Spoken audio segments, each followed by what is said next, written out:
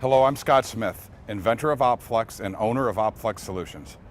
I'm here at Fordham University to educate and connect with the youth on the threat of everyday oil spills and how the world is all connected. It's one world, one water source.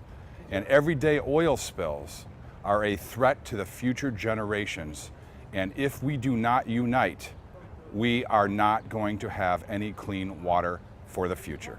A good way to start is kind of an overview and kind of tell you the story, because in the day of what I call societal ADD, everyone's busy, there's information overload.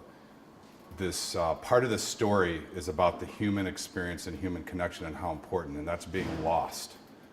And if I had listened to the people behind their computer screens that the product wouldn't work in the BP oil spill, that I should have gone bankrupt and not gotten out in front of fishermen and went to the Gulf of Mexico, I wouldn't be standing here. So the greatest lesson too, above and beyond in environmental causes, is if you believe something, you gotta follow your heart and not give up and just make it happen. Don't listen to other people. This is Gowanus Canal in Brooklyn today. So for those in New York that think that oil spills are something that happened in that place down south in Louisiana, you know, all the water's connected one way or another. I think the people are more friendly in New York City. At Newtown Creek, we've met everybody, and people that know that I've had a better reception here than initially in the Gulf of Mexico. I think because there's so many people, they know they need to do something, and the landfills aren't an option. How many people here think that companies are the problem for contaminating the water?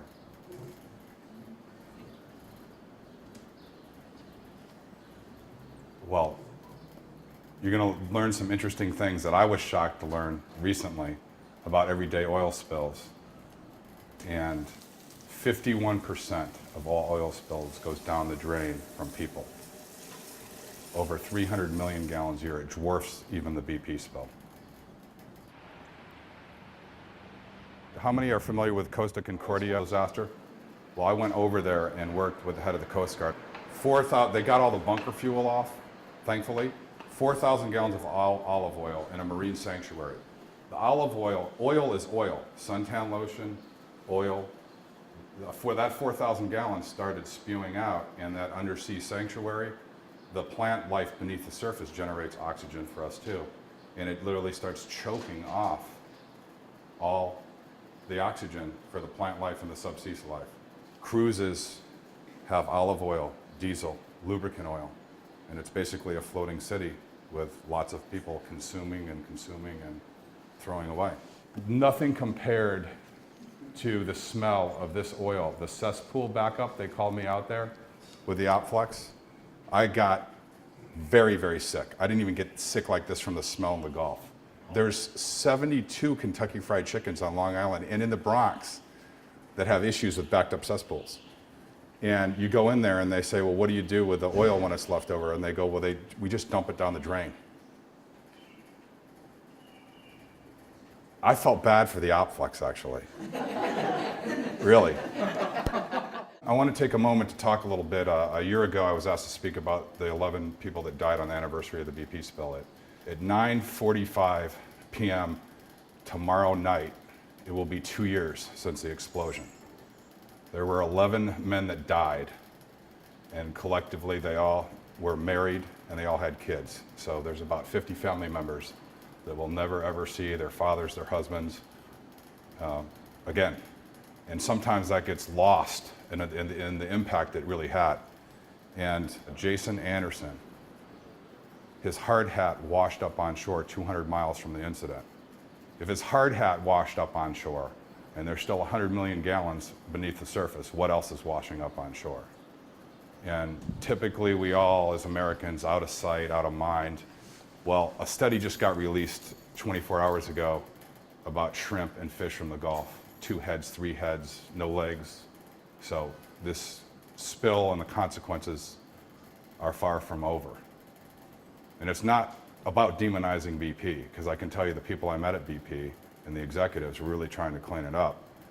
If we as society didn't demand the oil and our iPhones and the computers, which we all love, and the cars, that's why the oil companies exist, not for any other reason. And this is the Gulf of Mexico BP oil disaster. And that's what happens when the oil hits the marshes and the beaches. I went down there and I was with fishermen, and there's nothing that you can describe in 120-degree heat, the smell of that and the devastation that it caused. And the point is, you got to remove the oil from the source when there's contamination. And once it hits the beaches and marshes, it's too late. That's where you go 50 miles offshore. And that's where I started talking to people being out there, and they said, well, you know, this is the white boom, this product right here. They took me out there and cut that open and said, look at that, there's no absorption, these don't work, they're filling the landfills. So that's how I started designing, just by listening to the people doing the work. And when you see these designs, it's all about surface area. Yes? How many times can you reuse it, and how long does it take to deteriorate in landfill? Well, BP reused an average of 20 to 30 times. Some people are reusing the pads 70 to 100. It all depends on the conditions. And the landfill biodegrades in 5 to 8 years. That's the other thing. If somebody tells you something biodegrades in less than 24 months, they're totally full of it. You guys familiar with Horn Island, Mississippi? Do you remember reading about dead dolphins? Normally, dolphins in the Gulf of Mexico, a few hundred die every year of natural causes. Well, they were up to like 2,000 last year.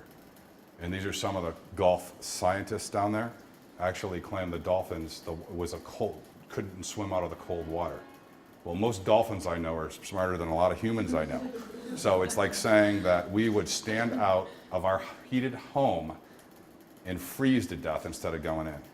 That's the kind of stuff you saw in the Gulf of Mexico. Cleaning the water is about uniting people. People really do have more in common than what divide them, and that's what really we're focused on as we educate people, is building common bonds to solve the water problems.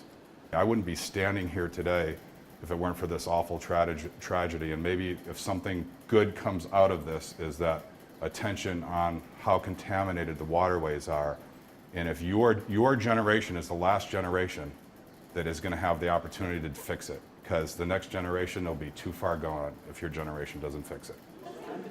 I think a lot of people are unaware. I think raising awareness will really help. And also to show people how much can actually affect the environment, and even your health, because our health and the environment are very closely related. So I think showing people that and the devastation that it can cause will really move people to take action.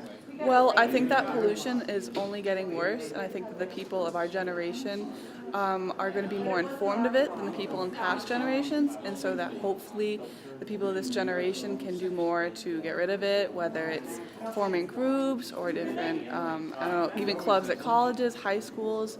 I know that my dad has been working with LaGuardia High School, and then they're getting very involved, which really shows that the younger generation does want to get more involved to help all of these pollution problems. So we just have to be, our eyes have to be open, and we need to be aware of our surroundings.